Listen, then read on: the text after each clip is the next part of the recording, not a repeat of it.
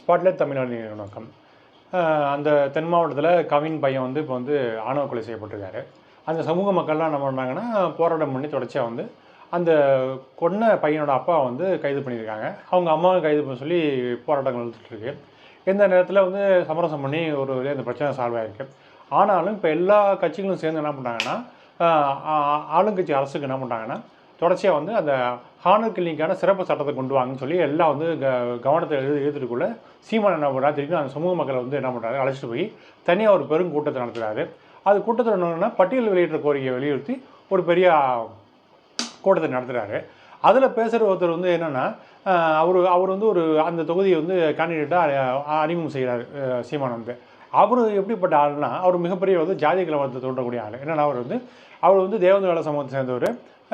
இப்போ இன்றைக்கி பல்லன் முன்னே அழைக்கப்பட்ட அந்த சமூகத்தை சேர்ந்தவர். அவர் என்ன பண்ணுறாருன்னா, அவர் பேருக்கு முன்னாடி ஸ்ரீதேவன் பட்ட ஆள் போட்டு அதை வந்து பேர் ப்ரொமோட் பண்ணி பல வீடியோக்கள் போட்டு இந்த தேவன் பட்டத்தை நாங்கள் பயன்படுத்துவோம், முக்குளத்தை பயன்படுத்தக்கூடாது அப்படின்னு சொல்லி எங்களுக்கும் உரிமை இருக்குன்னு சொல்லி பல பிரச்சனையை உண்டு பண்ணிட்டு இருக்காரு. அவங்க பதில் வீடியோ போடுறது இப்படின்னு பல பிரச்சனை போயிட்டு இருக்கு. இதுக்கு முன்னாடி தான் இது நாட்கள் என்ன பண்ணாங்கன்னா, செந்தில் மலை உள்ள பலர் என்ன பண்ணாங்கன்னா, அந்த பாண்டியர் பட்டம் வந்து எங்களுக்கு உரிமையானு சொல்லி பல கலவரத்தை பேசி அவர் வந்து முதலாவது வந்து இழிவாக பேசணும் தான் பார்க்க முடியுது. இப்படியாக 2 சமூகங்களில் மிகப்பெரிய அளவுக்கு பிணக்கம் ஏற்படுத்தக்கூடிய இவர் செய்யக்கூடிய ஆள். அவர் தான் நீங்கள் வந்து ஸ்ரீவில்லிபுத்தூர் கேண்டிடேட்டாக அனௌன்ஸ் பண்ணியிருக்காரு. சரி, அது முடிஞ்சு போய் அப்படின்னா அந்த மேட்டர் கேஸில் ஒரு அம்மையார் வந்து என்ன பேசுகிறாங்கன்னா, இன்றைக்கி இருக்கிற வேளாளர்களில் இந்த நாயன்மார்கள் 63 பேர் இருக்காங்க. அதில் 13 பேர் எங்கள் சமூகத்தை சேர்ந்துன்னு பெரிய குண்டு தூக்கி போடுறாங்க. அப்புறம் வந்து என்னென்னா, தேவநாய பாவனர் படத்தை புகைப்படத்தை வந்து யூஸ் பண்ணுறாங்க. தேவநாய பாவன் வந்து தமிழ் சமூகத்தில் மிகப்பெரிய ஒரு அறிவு பொக்கிஷம், வரலாறுகள் எழுதினவர். அவரை போய் ஒரு ஜாதி அடையாளத்தில் சுருக்கிறது வந்து ரொம்ப ரொம்ப மோசமான வழியாக பார்க்க வேண்டியது இருக்குது. அது மட்டும் இல்லாமல் இன்றைக்கி அவங்க வந்து கிளைம் பண்ணுறாங்களே அந்த 16 வேளாளர்கள் வந்து ஒன்று, அது வந்து செய்கலர் வந்து தனியாக புக்கு போட்டிருக்காரு. அவரை பற்றி ராஜமாணிகளாக தனியாக புக்கு போட்டிருக்காரு. அந்த 63 நாயன்மார்களில் யார் யார் மன்னர் வம்சம் சேர்ந்தவங்க, யார் யார் தமிழர்கள், யார் யார் என்னென்ன சமூகங்கிறத தெளிவாக வரையறது கூறப்பட்டது. இப்போ இந்த வேளாளர்கள் சொல்லி நாங்கள் தான் சொல்லி இதுக்கு முன்னாடி என்ன சொன்னாங்கன்னா, அந்த வேளாண் சமூகத்தை அந்த தேவத வேளாண் சமூகம் என்ன சொன்னாங்கன்னா, நாங்கள் வந்து எங்கள் சமூகம் வந்து வரலாற்றில் பல்லர்னு அறியப்பட்டிருக்கேன், நாங்கள் வந்து தொல்காப்பியத்தில் வந்து கடைசின்னு அறியப்படுறோம். இது வந்து யார் இந்த கேண்டிடேட் அறியப்பட்ட செந்தில் மலரும் இவங்களும் அந்த கரிகால மலரும் சொல்லிக்கவே கிளைம் தான் இருக்குது. அப்புறம் வந்து தேவநாய பாவலும் சொல்லியிருக்காரு, கைவிளைஞர்கள் கருங்கை விளைஞர்னு சொல்லி அது வரலாற்றில் பண்ணியிருக்காரு. என்றைக்குமே வந்து தேவநாய பாவம் வந்து பல்லர் சமூக மக்களை வந்து வேளாண்னு சொல்லி அடைமொழி குறிக்கப்படவே இல்லை. இன்றைக்கி தொண்டை மண்டலத்தில் பேராளர் சமூகம் வந்து பெரிய அளவுக்கு வாழ்கிறாங்க. வேளாளர் தெருவுனே ஒவ்வொரு ஊர்லேயும் பல ஊர்கள் இருக்குது. அங்கே இருக்கிற மக்கள் எல்லாம் பார்த்திங்கன்னா ஒரு குறிப்பிட்ட அந்த பகுதியில் வந்து யாருமே வந்து தேவத வேலை சமூகம் வசிக்கிறாங்க. அவங்களுக்கு வந்து பல்லர் தெருன்னு தனியாகவே தெருக்கள் இருக்கிறத பார்க்க முடியாது. அதாவது ஒரு ஊரில் வேளாளத்தும் தனியாக இருக்குது, பல்லத்தும் தனியாக இருக்குது. இவங்க எப்படி வந்து ரெண்டுத்தையும் கிளைம் பண்ணுறாங்கன்னு தெரியல.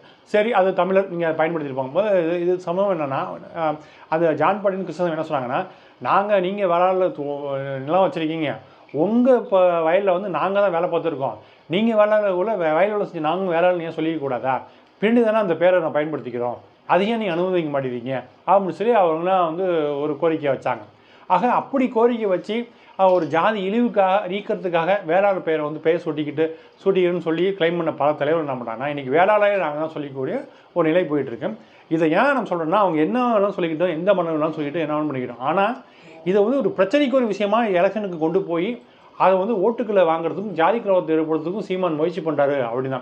அவங்க வேளாளர் பெயர் பயன்படுத்தக்கூட மற்ற விஷயங்கள்லாம் வந்து வரலாற்று பூர்வமாக அதெல்லாம் தாண்டி சர்ச்சையெல்லாம் தாண்டி எப்படி வந்து பாண்டியராங்கன்னு தான் சொல்லி மிகப்பெரிய பிரச்சனை உண்டு பண்ணாங்களோ, இப்போ வந்து ஸ்ரீதேவன் பட்டத்தை நாங்கள் பயன்படுத்துவோம் பேருக்கு முன்னாடி அப்படின்னு விஷயத்தை எப்படி பிரச்சனை பண்ணுறாங்களோ, இப்போ அதே மாதிரி என்ன பண்ணுறாங்கன்னா, இப்போ வந்து என்ன பண்ணுறாங்கன்னா, அந்த வேளாளரை வந்து நாங்கள் தான் சொல்லி அந்த 63,000 வந்து உரிமை கொண்டாடுறதை பார்க்க முடியும்.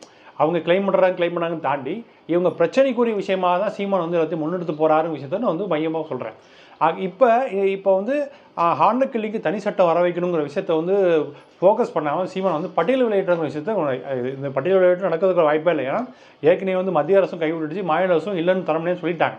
ஆனால் இன்றைக்கி நடக்காத விஷயத்தை வச்சு சீமான் முன்னெடுத்து அந்த மக்களை ஏமாத்துறாரு, அந்த மக்களை வந்து தவறாக வழி நடத்துகிறாரு. இன்றைக்கி ஸ்ரீதேவன் பட்டத்தை பயன்படுத்துறதாகட்டும், பாண்டியர் நாங்கங்கிற சொல்லாட்டாகட்டும், இந்த வேளாண் சமூகத்தில் 13 நாயன்மார்கள் நாங்கன்னு சொல்கிறாங்க. இப்படியான விஷயங்களை சீமான் வந்து திட்டமிட்டு அந்த மக்களை வந்து உணர்ச்சி தூண்டி விட்டு இப்போ வரலாறு பேச சொல்லிட்டு உணர்ச்சி தூண்டி விட்டு அவங்க வந்து தவறாக வழி நடத்துகிறாரு அப்படிங்கிறத பார்க்கணும். ஏற்கனவே வந்து இப்போ வந்து என்னென்னா, ஒன்று வந்து இப்போ எப்படி வந்து தேவேந்திர சமூகத்தில் ஒரு 40 அமைப்புகள் இருக்கும், அதுமாதிரி வேளாளர் சங்கத்தில் இது வரைக்கும் அமைப்புகள் கிடையாது. அவங்களும் நீங்கள் வந்து கட்சி பேர் பதிவு பண்ணிட்டு என்ன பண்ணுறாங்க, அவங்களும் வந்து ஒரு 10-15 அமைப்புகள் தோட்டி வச்சுட்டு அவங்க வந்து இருக்கிறாங்க. இவங்க இப்போ என்ன நினைக்கிறாங்கன்னா இதுமாரி பிரச்சனை உண்டாக்குற விஷயம் என்ன பண்ணோன்னா அவங்கள விட்டுவாங்க, இவங்கள விட்டுவாங்க. இப்படியான விஷயங்களை தூண்டி விடுறதுக்கு திட்டமிட்டு சீமான் வந்து பண்ணுறாரு. குறிப்பாக சீமான் கட்சியில் இருக்கிற யாரெல்லாம் வந்து அந்த விஜயலட்சுமி பிரச்சனை வந்ததுலேருந்து விஜயலட்சுமி குறிப்பிட்ட சமூகத்தை தெரிஞ்சுக்கிட்டு என்ன பண்ணுறாருன்னா, அந்த சமூகத்தை சார்ந்தவங்க யாராவது கட்சியில் இருந்தாலும் எல்லாத்தையும் ஓரங்கட்ட வேலையை பண்ணுறாரு. ஆனால் ஃபாரினில் இருக்கிற பல ஃபண்டுகள் வந்து இவங்க தான் அதிகமாக வந்து டொனேட் பண்ணுறது பார்க்க முடியுது.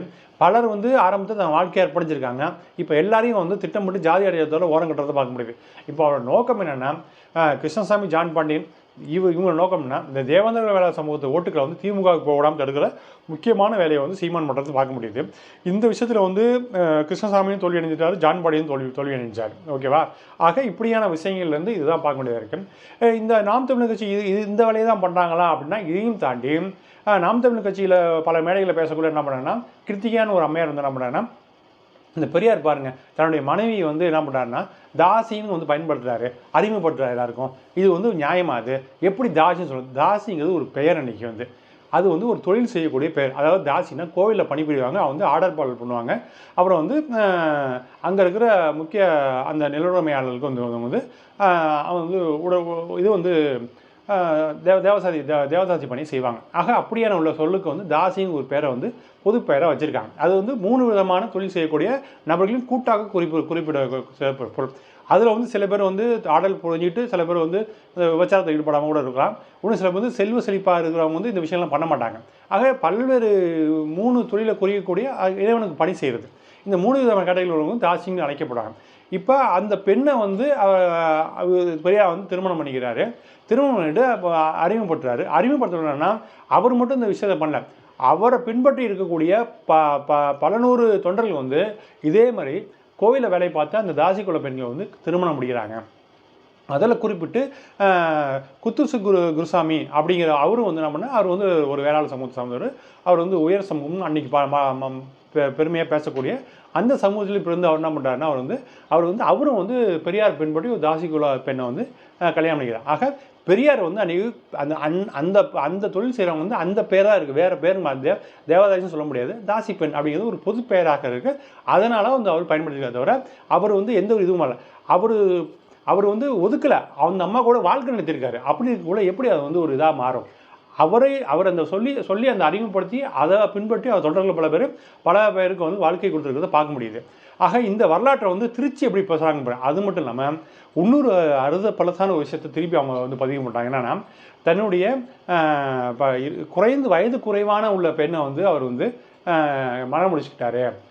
பெரியார் என்ன சொல்லிட்டாரு, இந்த அம்மையார் வந்து உங்க கூட பயணிக்கிறாங்க, கட்சியோட ஈடுபாடு அதிகமாக இருக்குது. அப்படி அவர் வந்து கல்யாணம் பண்ணிக்கலன்னா வேறு யாருக்கா பண்ணிக்கிட்டா அவங்க சார்ந்த குடும்பத்தில் வந்து சொத்தை அபகரிச்சு போடுவாங்க. அவங்க வந்து கட்சிக்கு இதை வந்து மீட்டு வைக்க முடியாது. அப்படிங்கிறதுக்காக தான் கட்சியில் ஈடுபாடாக இருக்கிற தன்னுடைய சிஷியலாக இருக்கிற ஒரு பெண்ணை வந்து திருமணம் பண்ணிக்கிறாரு. இதை விஷயத்த சொன்னால் இதையும் வந்து இன்டர்வியூ பண்ணி திருச்சி சொல்கிறத பார்க்க முடியுது. சரி, அப்படி பார்த்தா சீமான் என்னன்னா, சீமானுக்கும் கைலியுடைய அம்மாவுக்கும் ஒரே வயசு. இவர் என்ன பண்ணுவார், சீமான் என்ன சொன்னார், நான் இலங்கை பெண்ணுக்கு வாழ்க்கை கொடுப்பேனார். அப்புறம் இலங்கையில் வந்து பொருளை மாண்டு போன அந்த விதவிகளுக்கு வந்து திருமணம் அவங்கள வந்து வாழ்க்கை கொடுப்பேன்னாரு. இன்றைக்கி வந்து கைலியில் வந்து இவங்க வாழ்க்கை கொடுத்துருக்கு. இவர் வந்து தமிழர் மரபு பேசிக்கிட்டு என்ன பண்ணாங்கன்னா தெலுங்கச்சி இப்போ கல்யாணம் பண்ணியிருக்காரு. ஆக இப்படியான விஷயம் தெலுங்கச்சி ஏன் சொல்கிறேன்னா, அவர் தான் சொல்கிறார் வந்து நம்ம சமூகம் வந்து தாய் வழி பிறப்பு அப்படின்னு சொல்லி சொல்கிறார். அவர் தான் சொல்கிறேன். அந்த அடிப்படையில் தான் தெலுங்கச்சி சொல்கிறேன். ஆக இப்படியான முரண்களின் மூட்டையாக இருக்கக்கூடிய சீமான் வந்து தொடர்ச்சியாக இங்கே இருக்கிற பெரியாருக்கும் இங்கே இருக்கிற தமிழ் சமூகத்துக்கு எதிராக செயல்படுறாரு.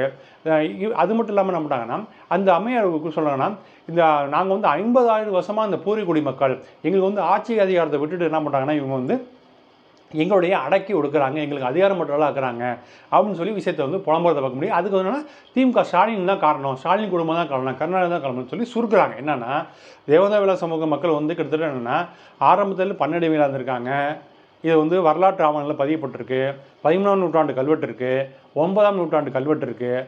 அதற்கு பிறகு பல்வேறு பட்டயங்களில் குறிப்பிடப்பட்டிருக்கு அவங்க வந்து என்னென்ன தொழில் பண்ணாங்கன்னு. அப்புறம் வெள்ளைக்கார ஆவணங்கள்லாம் 1800 பதிவு பண்ணியிருக்காங்க. அப்புறம் வந்து பல்வேறு ஆய்வாளர்கள், கோவேல்சாமி உள்ளிட்ட பல்வேறு ஆய்வாளர்கள், அப்புறம் வந்து பள்ளி இலக்கியங்களில் இவங்க சமூக வாழ்க்கை வந்து குறிப்பிடப்பட்டிருக்கு.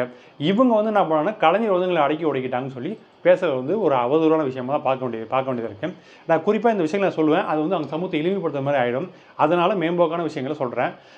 இப்போ இந்த வரலாற்று பின்புலிருந்து இந்த நாம் தமிழர் கட்சி வந்து குறிப்பாக தேவேந்திர வேலா சமூகத்தை வந்து தவறாக வழிநடத்துகிறாரு. அவருடைய நோக்கம் முழுக்க என்னென்னா திமுகவுக்கு ஒரு ஓட்டு கூட விழக்கூடாதுன்னு பார்க்குறாரு. ஆனால் அது நடக்காது.